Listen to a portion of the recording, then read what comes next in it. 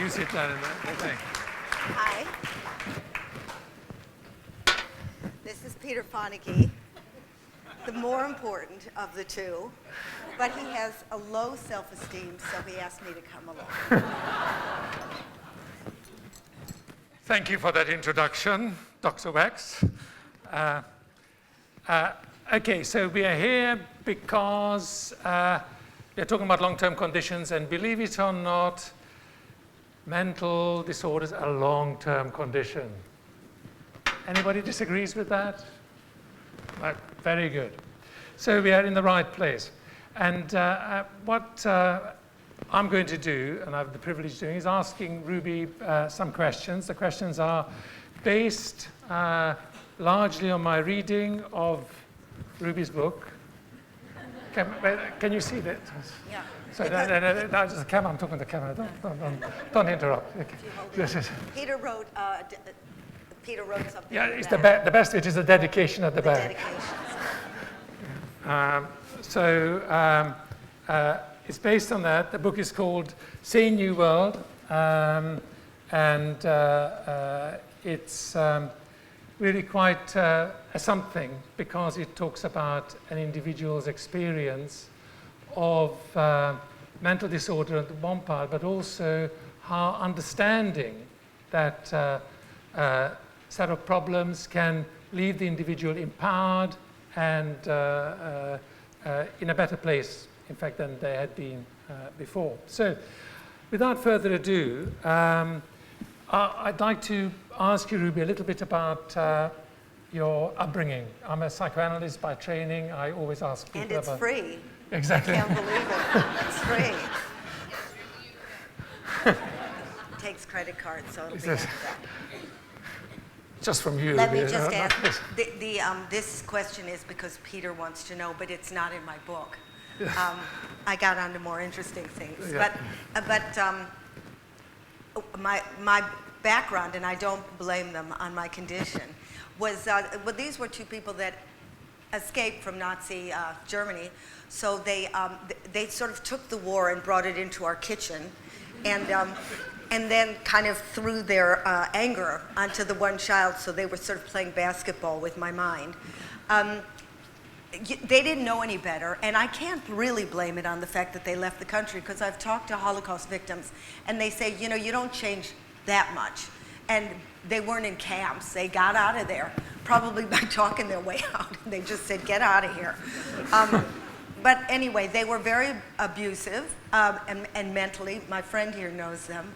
And my mother did such peculiar things that I did write a book about it. It's not in this book. And a show about it. And just to give you the levels, Carrie Fisher was my editor, and you know who her parents are? She said my parents were worse. So that's my ratings. We didn't know that was mental illness at the time. And the voice was, she wouldn't actually let me take a shower in the house. I mean, where do I start? So I had to take a shower somewhere else. And then when I'd come in, she'd be on all fours with the sponge behind me going, which civilized person brings footprints into a building? And that was her on a normal day.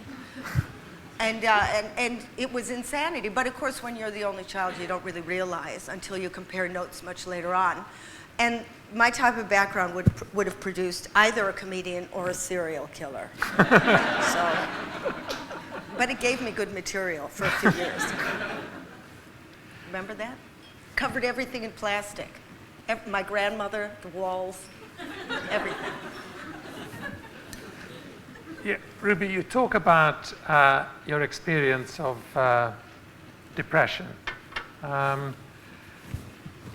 But you talk about it in a way that I think makes people really recognize what that experience is much, much better than any of us clinicians can do. Can you talk a little bit about what your experience of depression was?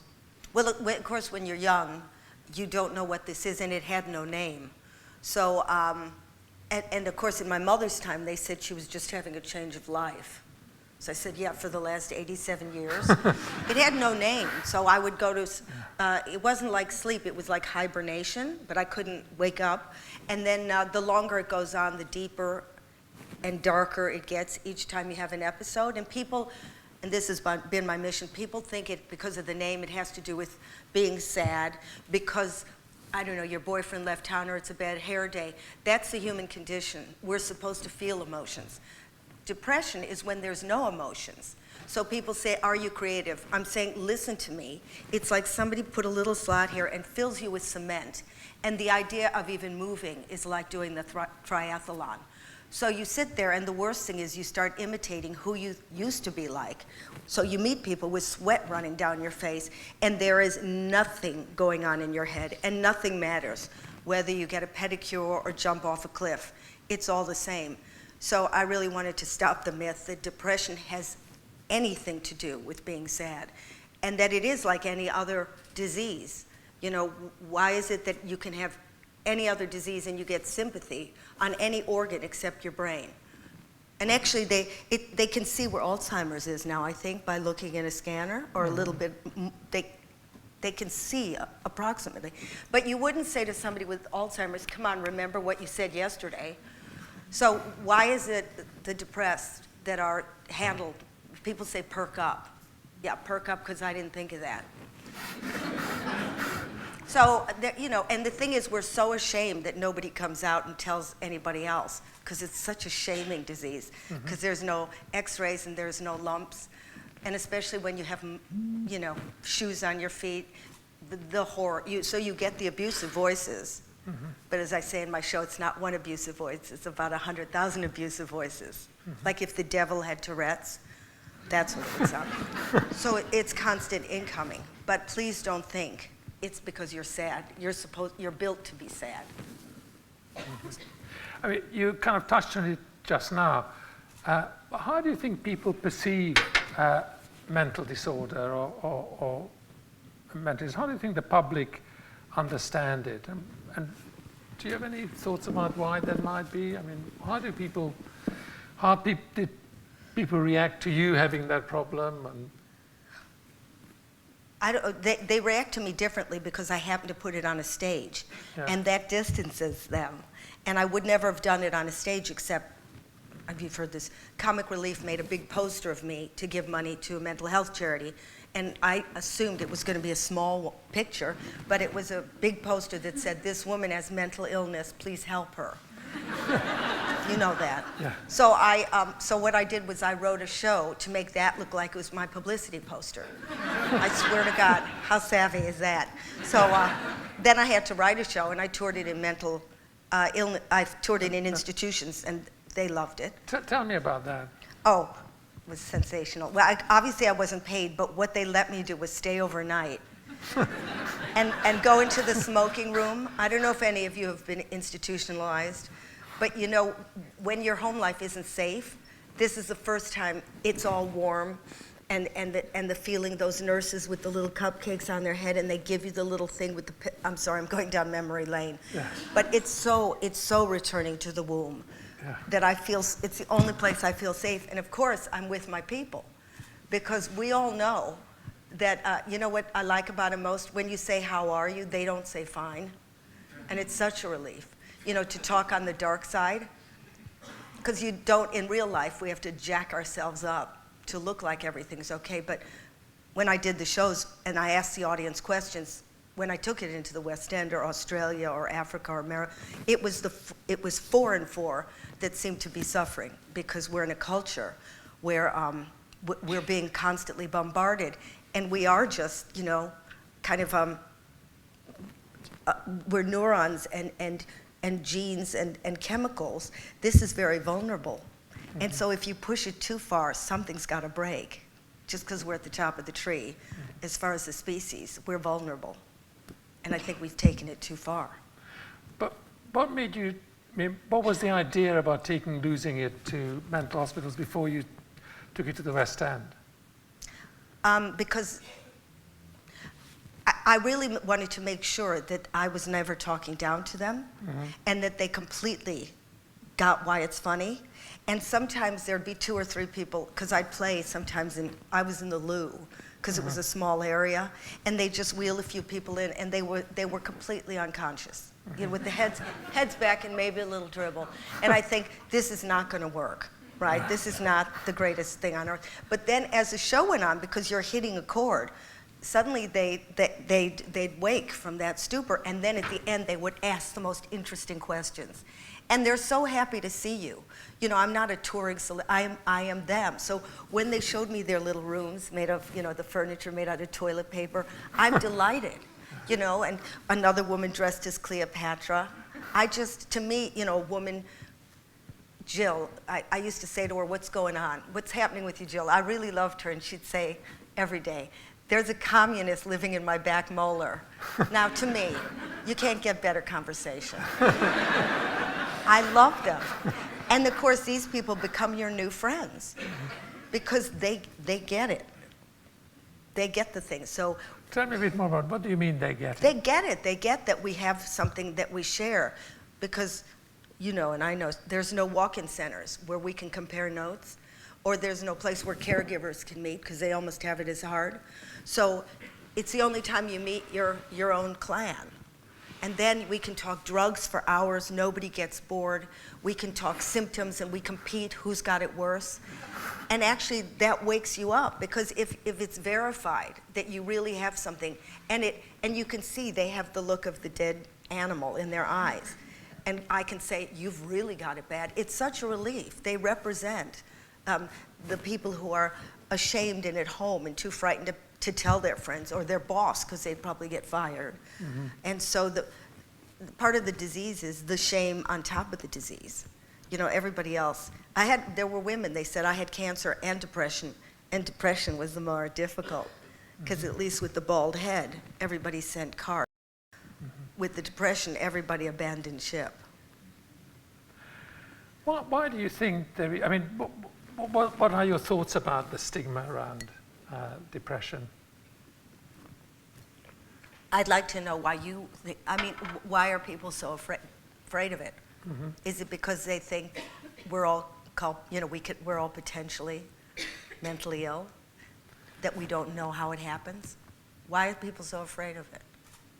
I mean, I've spent the last 35 years trying to find out, but and probably this evening isn't going to be it, but what I want to know, what I really want to know from kind of this discussion is really, how did you experience the people who were, quote, trying to help you? I mean, a bunch of people there, professionals, call them, you know, do-gooders, whatever you want, you know, they came along to pretend that they were going to be able to help you. Mm-hmm.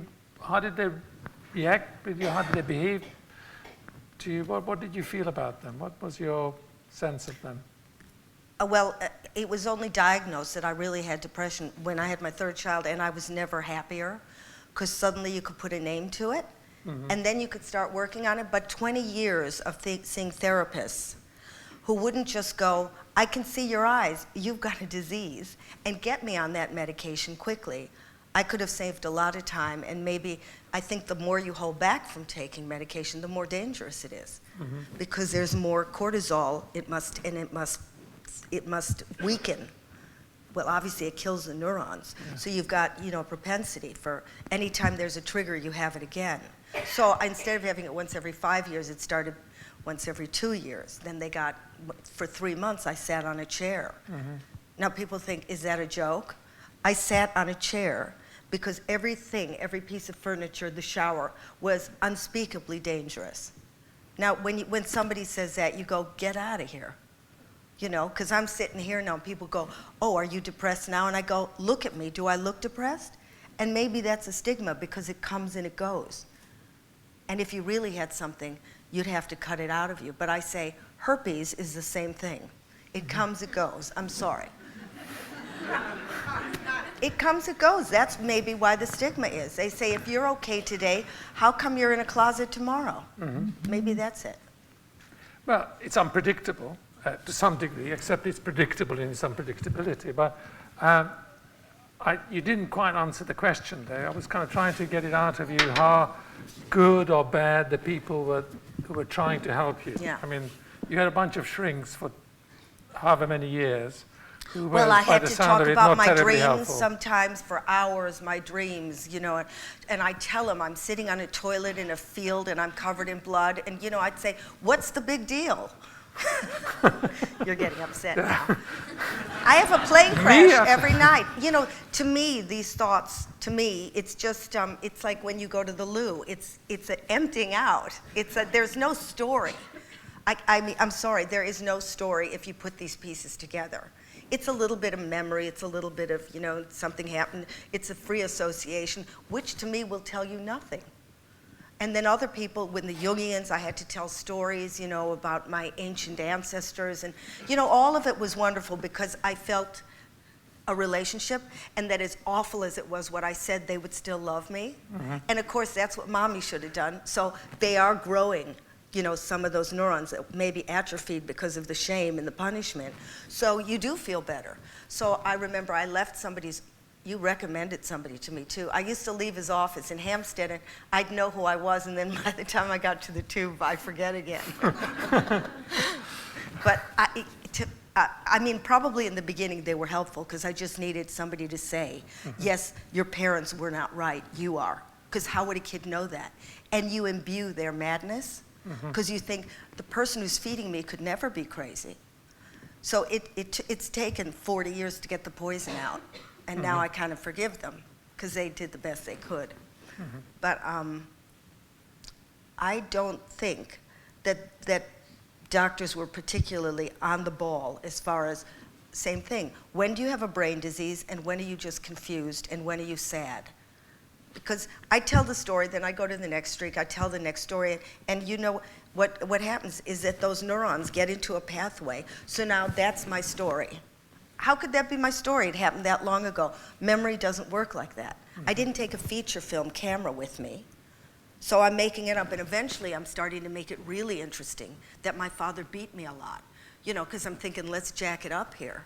And I got sick of saying the same story because it confines you. You're stuck with that story.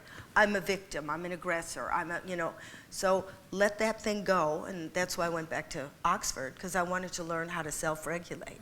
There must be a way, when you know how this machine more or less works, of pulling that cortisol down, or whatever that chemical is that fills your head when you're just about to hit the wall of depression, because you can feel it. One of the things that you did with losing it and afterwards is to have, I don't know quite how to put it, but really discussions with your audience about mental illness. Talk to us a little bit about it. What's the point of doing that? Why did you do it? How did it feel? Well, in the mental institutions, everybody wanted to talk. But then when I took it into real theaters, I'd say, everybody go out for the interval and then come back and we'll have a discussion, because it worked really well in the mental institutions. Everybody came back. And then it was like a relief. You know, it was a release for them because, again, where are they going to talk? So suddenly you'd have this man in Newcastle, a big guy, stand up and go, I've been on medication for 20 years. I never told my wife. And she's sitting next to him. You know, somebody else said, did I pass this to my daughter? And I said, if you're sensitive enough to ask, probably not.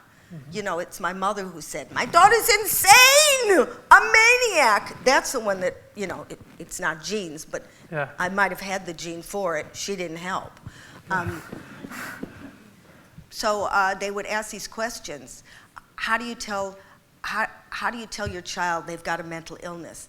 And they were in despair. So I said eventually, okay, one day a week, I'm going to invite the public in, and then I brought you, and I brought neuroscientists and Lewis Walport, and then the whole volunteer service for Mind, and I serve cookies, and then everybody could have some point of reference, because nobody knows where to go. And they could tell their little secrets to somebody, and they would form tribes.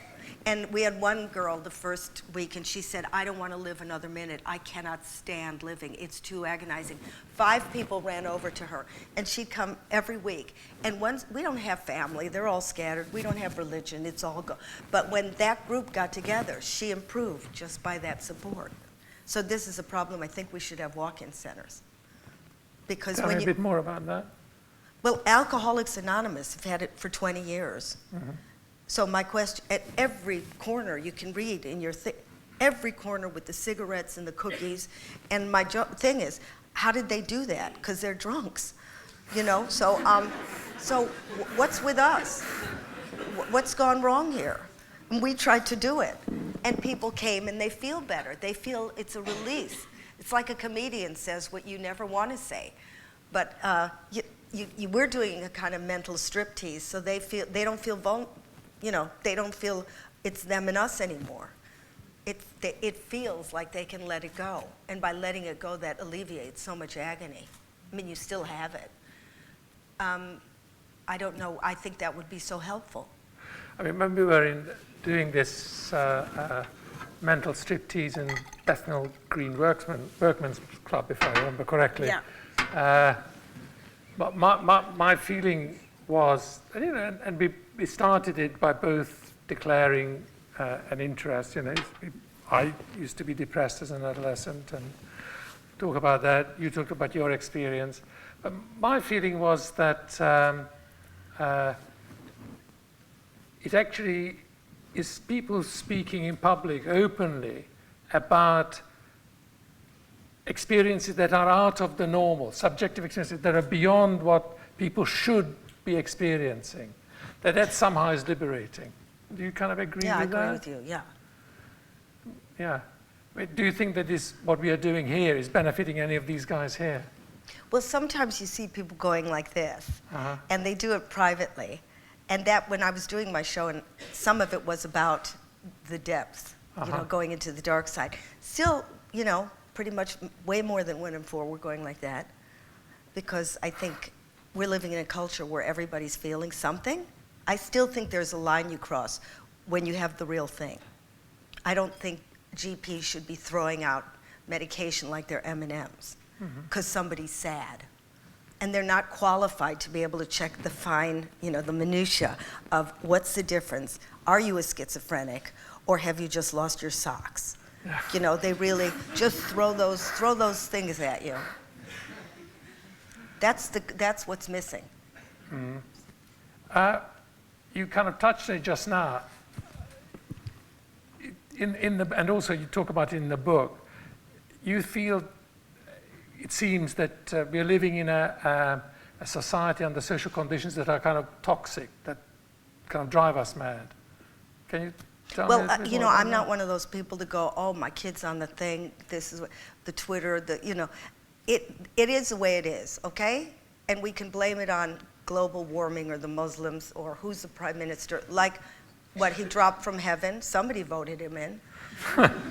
But nobody's putting it together that the conflict is in our brains. That's where the problem is. And when we finally settle some kind of conflict or learn how to live within ourselves and lower our own cortisol, I'll never be able to, because if I'm tight and terrified, I'll talk about that in a second, I'm spreading it to you because we work like neural Wi-Fi. So I'll infect you, she'll infect you. I'll suddenly call you something. I mean, our minds are bigots, really, unless we intentionally pull it back and say, this is coming from me. But we're not trained to do that. I mean, the fact that 24 hours a day, we're supposed to know what's going on 20,000 miles away in, you know, Shenkanton or whatever, a shark attack in Malawi or a flood, it still brings the cortisol up because our brains don't know if the threat is behind us, the predator, or it's across the world. So it never shuts down. And the voices, tell me if I'm wrong. I think we, you know, like animals, we were vigilant, you know, looking for danger, so we were never positive people. Otherwise, we'd be hit by a truck. People who whistle a happy tune do not live long. So we were vigilant. We were always looking for trouble. But then when, about 50,000 years ago, when language came, social threat was the same as physical threat. You know, we feel our lives are threatened by not sending that email or not delivering that Christmas card or not looking like some stick insect in Prada. Everything is a threat. We have no way of getting the cortisol down. So, and you know what that does. I mean, you know what that does. Come on. Well, the good thing is if you need quick and fast response to danger. The bad thing is if it stays in too long, it makes sure, what is it? It starts to burn the neurons in the hippocampus, so your memory goes down. So when kids are under stress, because they've got to deliver, what do you think goes down first? They can't remember anything. So add the stress onto that. Now the amygdala's, the fear center is up. Then I think it affects your nervous system, the immune system goes down, the reproductive system down, the digestive system down, because when you're in that fight or flight state, you're not in the mood to eat or have sex, so your whole body is alarmed, and the blood leaves your brain and the oxygen to get your arms ready to kill. Now, if you stay in that state long enough, okay, you may say, well, get over yourself. But if it stays in that state long enough, which a lot of us are, because we got to be on that digital Viagra all the time in case, God forbid, we miss the most important thing on earth, and there never is the most important thing on earth. If we let that cortisol stay up there, that's the cause of heart disease, diabetes too, certain cancers, criminality really. I mean, when you're held up by a gun in a few years, remember you didn't take care of that young child.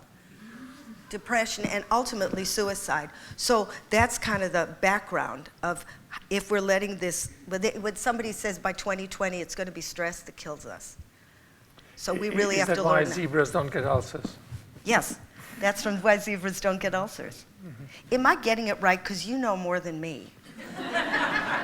So are you just That would be a humiliating admission. No. Are you just mollycoddling and going, she's talking about the cortisol, let her go, she's completely... No, not at all. But, no, you can disagree. I think what is really important, there are two aspects of what you're saying that is really important to me. One is that actually we do a really pathetic job of explaining to people even what we do know about their experience, let alone the second thing is not being honest about what we don't know. Yeah. If those shrinks that were pretending to help you all that time they were had been helping honest, me, yeah. No, but they were honest about what they could do and what they couldn't do, it would have been a different experience. You wouldn't have felt like I got to make sense of all this somehow. You know, I would have said. But actually, I think as professionals, we kind of feel an obligation to pretend to understand more than we do. And that's not such a good thing, I think, for the people that we look after. But what I wanted to kind of come back to a little bit is how you actually got beyond that, because actually you then went on to get a higher degree in mental health. You got yourself trained. Talk me through that a bit, because I think that is really something quite important about you, but it's also probably something that we should take on board about what we do in general. What was your experience of going to Oxford, getting trained, Well, eventually, rather than listening to my story over and over again, and I wanted to study the brain when I went to Berkeley, but you'd have to study a corpse. And I thought, well, that'll get boring. Yeah. But in the last 10 years, I don't know, maybe that's your thing. But I wasn't going to come out that far. It's easier to be a shrink if they're much, dead. Yeah. No backstory. Right, listen, I pretend to be dead most of the time. That's how I pretend to be a shrink. Anyway. So I thought, well, all those questions you have, what's the meaning of life, who am I? Well, how can you get more real than watching inside your brain where pain is, where, I don't know, different areas showing different emotions. I mean, I know it's not a fine art, but it's the beginning of seeing what happens. When somebody's hit on the head, they can't recognize their mother. They think it's a giraffe. If you're hit on your head here, your memory lasts 2 seconds. So this is the mothership. So why not with depression? It's similar to that Cotard's disease, where you start to think you're a corpse. And of course, that's something physical. Now, there's a numbness when you have that disease. That probably is pretty similar to depression. All these diseases nobody questions, like when you hear music, except it's in numbers. We've seen all those problems. Mm-hmm. And that's all from here. To me, that's fascinating. So what's a good mind? What's a healthy mind? So I think by even kids understanding, you've got this alarm button. When you have this alarm button on, all these chemicals go up, and there is a way to get those chemicals down. And they're starting to teach it in schools, this thing called self-regulation, which is, there's just one thing that always sticks out. When the kid has a hissy fit, you know, he holds up a red card, and nobody's allowed to go, "Are you okay?" Because that makes him even more angry. And then when he feels the cortisol, the adrenaline come down, he holds up a yellow card. And when he's flatline, you know, we all know what that feels like. You know, there's that empty board in here instead of the red fizz. He holds up a green card. So imagine when he grows up, he won't always blame people for making him feel that way. He feels that way. And that's kind of, you know, understanding that the way I think is not reality. You know, so, I mean, that is the big key. So that's why I went to Oxford, is to say, not only do I want to know how this works, but in the research, what has the greatest results as far as not just depression, but stress, burnout, OCD, trauma, whatever. And it turned out to be mindfulness. That's just the statistics. So that's why I got interested, because I thought, I'm never running to a shrink again at 2 in the morning to fix me. I got to fix me. That's really the point that I wanted to get to, because we actually, at this conference, we've talked a lot already about the importance of people managing themselves. Yeah. That the cost of healthcare is such that we got to get real in terms of what can be achieved in terms of people looking after themselves better. What would your take on that be? Can you do that? Well, you are right, because A, who can find a doctor? B, who can find a bed? C, a therapist, you know, but easier to find a good hairdresser. So everything's going anyway, right? Yeah. So we're going to have to find ways of training large groups of people. Well, that you know, we haven't figured out yet. And I don't want to seem like an evangelist, because, you know, some things, yoga doesn't work for me. I can't see the point of kissing my behind from both directions. I don't. So if I say something works for me, it's not, we're like fingerprints. All of us are different.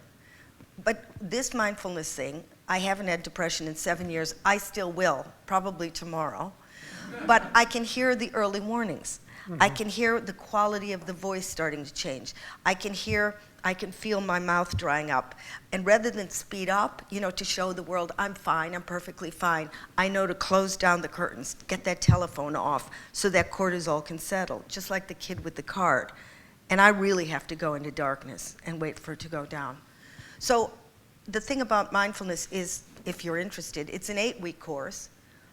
You do learn how to take the attention from the constant nagging into a state of observing yourself. You're not caught up in the, do you want me to explain? You're not caught up in the story, because we're used to obeying it, like you get up in the morning, goes get shampoo, buy shopping. You know, this is in human nature, but again, when there's a lot of fear in the air, the list gets faster and faster. Probably because technology makes us move faster and faster. You know, we thought it would give us spare time, but now we wouldn't know spare if it kicked us in the teeth. It's like having spare oxygen. So we're going at quite a clip here. So what's so interesting about mindfulness is there is a part of the brain, and again, it's by studying this stuff. I don't know why it's not on every headline. The amygdala is up. That's when the noise is really loud. But there's another part in your brain called the insula, which is responsible for the feeling you have when you have a stomach ache or you stub your toe. These senses really work, or when you hear a car coming behind you. If you concentrate on one of your senses or send the focus there, the amygdala and the insula can't be on at the same time. So you're either sensing something or you're anxious. And so you're actually training like a muscle for when the noise starts, and it helps you distinguish when you need thinking, because obviously you can't problem solve or create or, you know, or do anything without your brain. But when you start ruminating, which doesn't lead anywhere, because it's trying to figure out something emotional like, why does my boyfriend not call me back? Why don't I feel attractive? There's no answer. So when you recognize that you're staying up all night trying to figure that one out, you should just go, okay, let's focus on something else. Let's bring it down, because this is going to drive me mad. So just a few minutes a day, right? Even if you're at the bus stop. To get away from the voices and get into the insula, you just, let's say anything, it's any sense. So let's just take listening, okay? Do you mind doing this? So if you listen for 10 seconds, your voice will go, come on, stop it, it's so stupid. But don't punish yourself for it, because we all have those voices. So just, you bring it back to listening. And it's actually the activity of hearing how you think, and without giving yourself a whipping, bring it back to hearing. So that's just one way to do it. So if you want to listen for 10 seconds.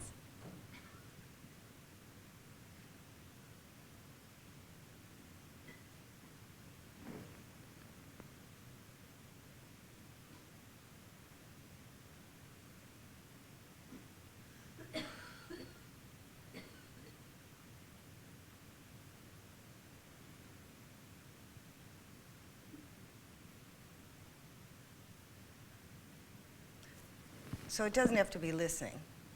It could be feeling your feet on the ground. When I do performing and I start getting, the red mist and I get scared and the audience are starting to get angry, because when I'm nervous, they're nervous, and they become kind of bloodthirsty.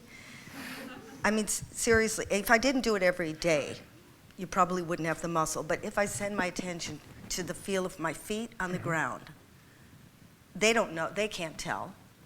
Well, suddenly the eyes get a little softer, and my heart starts beating at an even thing, and you can cool them down, because again, we work by that neural Wi-Fi. If I'm terrified, you'll be terrified. And it seems so simple, but actually, it's like I'm a car. It can't be in 2 gears at once. So that works for me. I have to do it every day, because it's like somebody with a bad back. They have to do hideous exercises. Because I have depression, I want to be ready for it. So this is my only defense. I just sit down, and what's great is when you're at a bus stop, looking at your watch isn't going to make the bus get any faster. So if you want to use those few seconds, and I hate using this word, to come into the present, because our mind, again, the speed of it makes you go full into the future, going, God knows what's going to happen, and into the past. We are never in this moment. Unless you're on holiday and you're suddenly seeing, I don't know, a sunset, or I get it when I'm scuba diving. I don't do it a lot, but you're under the water. This is what I always think of mindfulness feels like. I'm under the water, and the turbulence is on top, and sometimes they're crashing waves, but I'm sort of at the bottom. So you have a different relationship to those voices. It's like a radio in another room. You can either sing along or just let them play. Because right now, if I listened, I'd have the voices that say, nobody's listening to me. You think I'm an idiot. People have fallen asleep. The tape will come back. But if I start to, get a little breath going, and I'm so used to this, of sending my attention into my seat, so at least I'm here, then the anxiety goes down. Now, other people could do Tai Chi. Other people, maybe when they pray. I'm not saying this is the only thing. Other people can do it with, martial arts. Mm-hmm. So there's other ways, but we have to go back into our bodies, because our brains will kill us. Was that clear? Because I always think it gets too... I think that the statement that our brains will kill us is maybe a tiny bit strong. But you know what I mean. It's the thinking about thinking, and the stressing, and then you think, oh God, why am I thinking about stress? So you send in a second arrow. Somebody said, pain is pain, but suffering is optional. I think this has been actually a very interesting experience, because you have a very special gift. We had, during the course of today's conference, in a unique way, have been at the same time trying to retain our identity as professionals, at the same time as really getting into the sense of what it is like to be the people, what it's like to be the people that we are working with and trying to help. I think what you do, Ruby, that I think I appreciate very deeply, and I think all of us do, is I can talk about my depression, but it would be just incredibly boring. Why? I don't know. I'd be interested. It's just a very boring state. Yeah, but you see, this is the tape he has playing in his head. Yeah. And he's really, the top of the line. It's a recording. Whoever put it there, I don't really care, but it's there. So if you just let that play, put your ass on the seat, and then just tell us about your depression, it might not be true. Okay, but it's time for us to...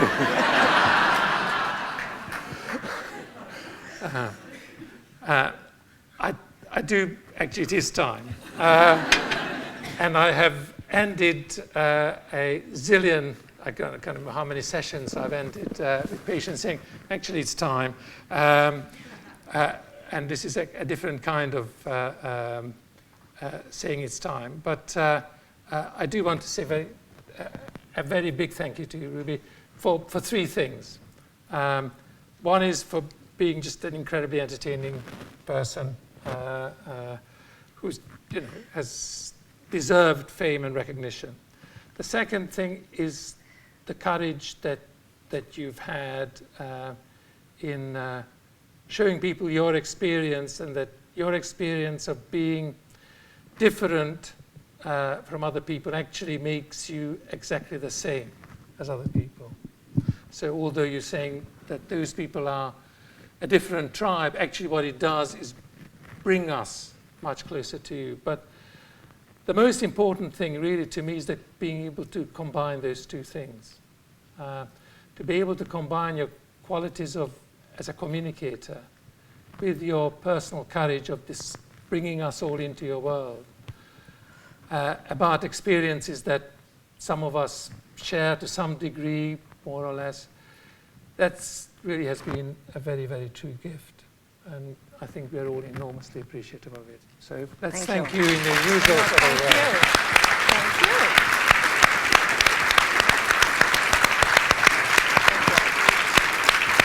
Is that it? I'm signing my book in there. Just read out my comment about the bag. What? Read out the comment on the bag.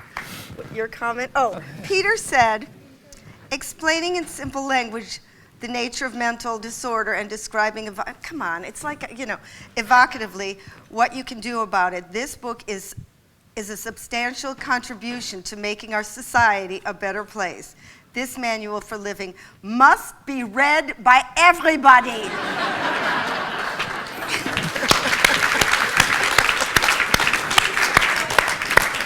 Thank you very much. Thank you. Thank you. Thank you.